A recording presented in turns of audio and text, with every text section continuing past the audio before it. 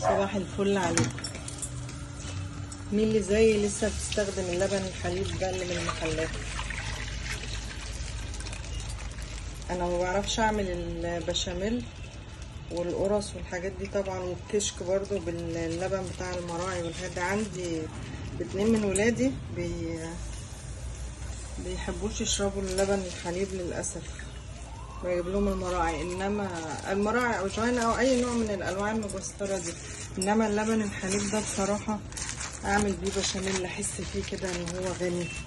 اعمل قرص، اعمل كشك، نشربه كده كوبايه لبن بالعسل بالليل. اللبن عندكم بقى بكام بقى؟ عندنا دلوقتي ب25. بفتقده جدا لما بروح اي دولة عربية او اوروبية من غير ذكر اسماء ما بيبقاش فيها الا المبستر، ما بصدق اجي هنا واشربه.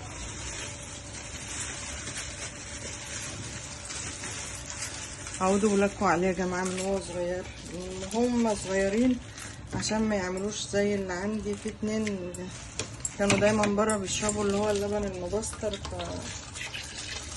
الحمد لله 2 نفدوا و2 بيشربوا حلو. كوباية لبن حليب بقى مع عسل نحل بالليل قبل ما تنامي بساعة، وشوفي النوم والهدوء اللي انت هتنامي.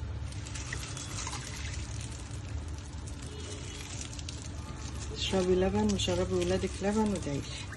لبن مع عسل. صباح الهنا عليكم.